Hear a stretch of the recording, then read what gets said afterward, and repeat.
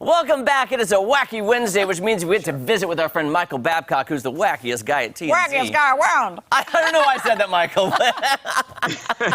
Good morning. Guilty as charged. Good morning, Kelly and Jeremy. How are you? Thank you for having me. We're good. We're good. Can I ask a quick question, Micheal Babcock? Of course, anything. I saw a recent post on the big game day, and you were with Gia De Laurentiis. I saw that too. What the heck? Can you brag to us about what you were doing? Well, I went to a Super Bowl party at her house. You do hobnob with all the rich and famous. I knew it. I knew it. My friend has dated her for a long time, and I hadn't seen him in a little bit. So he said, I was talking to him on Saturday. He said, "Do you want to come to a Super Bowl party?" So I figured it's going to be a big party. I get there, it's like 8 people there, including Jada and my friend. Wow, you were high on the list there. The most gorgeous house you have ever seen, and the food was incredible. I bet the food was great. I don't doubt that. I've eaten at her restaurant in Vegas. I don't know if it's still there. Yeah, she was talking about it. So I've never been there personally, but yeah, as far as I know, it is still there. And yeah, it was fun. It was a good time. That's awesome. Oh my God, I was so jealous. I saw it in comments. I was like, I'm so jealous. I know, Jeremy. You should have heard my mom and my sister. They were like, "Oh my gosh, I can't believe it." They made me. I was like nervous going over there. I was like, "Stop talking. Leave me alone." So we had a good time though. That looked awesome. So what do you got for us today, my friend? So I think this is something we've obviously talked about over the months with that tragic shooting, involving Alec Baldwin on the set of that movie Rust, where Helena Hutchins, the director of photography, was tragically shot and killed. So we expected that a wrongful death lawsuit would eventually be filed, and sure enough, yesterday was the day that happened. And Helena Hutchins' family, she left behind a son and a husband. They have filed a lawsuit against a bunch of people. But number one on that list was Alec Baldwin. And they have essentially painted a picture of a set or a movie, I should say, that was underfunded, that didn't have the proper safety precautions in place, that rushed filming, and that made things dangerous.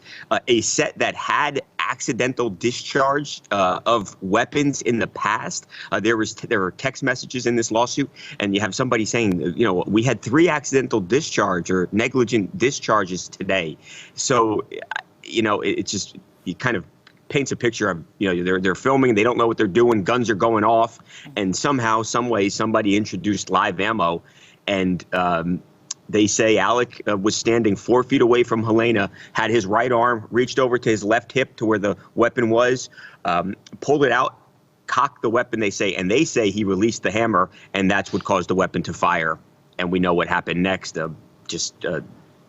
So tragic, senseless, something that shouldn't have happened. Yeah. Not only did it not have to happen, it should not have happened.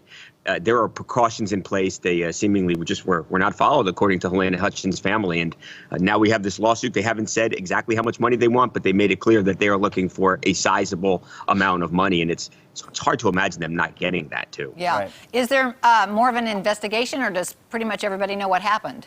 Well, so, and that's what's interesting, too, Kelly, is that the police investigation, this is a civil lawsuit. The police investigation, the criminal investigation is still happening. So, Helena Hutchins' family, they're going to want to do depositions and stuff. It's going to be interesting to see who talks to them, being that, if you say something in the civil case, that could come back and bite you in the criminal case. And look, Alec Baldwin's got a lot of money, certainly doesn't want to be charged criminally and risk, being put behind bars. So, right. This is far from over. I didn't watch his interview, I'll be honest, but from what I've read about it, he was saying he did not pull the trigger. I read that too. So I'm just fascinated. And you know what, Jeremy? Yeah. It's funny you say that, and a lot of lawyers they clutched their chests when they saw him do that interview. Like, what are you doing? Yeah. From a defense standpoint, from defending Alec Baldwin.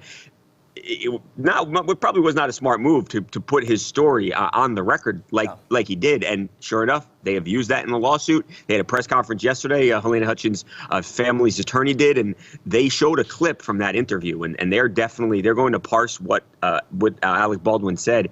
And if there are inconsistencies, they're going to use that interview against him. That's not a good way to start things out. No, not at all. No, it's not. And he posted everything's going to be all right. You. Right. Yeah. I'm sorry, Kelly. No, the saying, anything you say can and will be used against you. Right. Right, and there's a reason that we all know that saying because it's true and it will be used against you, and I certainly think that's the case here. He posted everything's going to be all right. I mean, we'll see. It's a very difficult. I do know this: no matter how much money you got, those lawyers are expensive, and boy, it's that's expensive. A good point. Yeah, right. They're going to spend a lot of time on this one, and even Hutchins' family attorney said this trial could go on a month. It's a long trial. Yeah, that is. So this is far from over. Far from over. All right, what you got for us next? So Prince Harry was celebrating the Rams Super Bowl in the locker room. What more says celebrating the LA Rams Super Bowl than the Duke of Sussex in the locker room? Right there in Inglewood, California. But he was with the owner of the Rams, Sam Kroenke, and he had the Lombardi Trophy, which is really pretty cool to be in the Rams locker room. I don't know if the Rams players we're excited to see him or not. But, he was in the locker room. He was holding the trophy, and that was pretty cool. It was obviously after a really great game in L.A. I don't know about you guys, but I thought the halftime show was great. So it was a fun night, and Harry and Meghan were there. And who was he sitting by? Because I saw a picture of him sitting by another female, but it wasn't Meghan, though. It was another superstar. Oh, really? I'm trying to remember now, going back. In between eating all that Jada food and everything, I was kind of... Look at that name drop. Look at that name drop. Yeah, that's right. The halftime show was something to see. I mean, what a production. It was. I really thought they nailed it. And it's not always the case. They always have a big name, but sometimes it just falls flat or the crowds maybe is not into it. It just... that it was in L.A. and you had, especially Dr. Dre and Snoop Dogg, you had these two Los Angeles legends and these hip-hop legends, and I loved it. I thought the set was really cool. Michael, can I give you my one criticism? My one criticism. Yeah. I love Mary J. Blige, and I wanted more of Mary J. Yeah. I just love her so much. Well, that's the one thing I think, Jeremy, is that you had, what is it, like a 14-minute performance, and you have these, 5, 6 people with 50 Cent. I think it's 6. There's not enough room. You could do an hour plus with each of those people. True. So, I like the songs they pick, but I'm with you. I love Mary J. They tried to more. spread out the love. All right. Do we have one more? Yes, we got to get to a quick. This We got really 30 seconds about. Okay, so after the Super Bowl, you always hear that. What are you doing? We're going to Disney. Well, the Rams players, they go to Disney in California. They have this parade. The players look like they're having a good time. The kids having a blast. They're on with some of the other parents on the merry-go-round. So the camera pans and shows some of the parents on the merry-go-round. They could not look more miserable because they were out partying until 4 a.m. Gunna, the rapper, was performing at their party, and they are hurting clearly hungover the day after. That's exhausting. That is awesome. Michael, thank you so much. We look forward to seeing you next week. Thank you for having me. See you next week. All right, you can catch TMZ weekdays at 5 p.m. and TMZ Live weekdays at 2 p.m. We'll be back with a local magician that's performing in Branson. You won't want to miss this. Yes. Be back. Action-packed show, Kelly. I know. It's so crazy. It's good. Wow.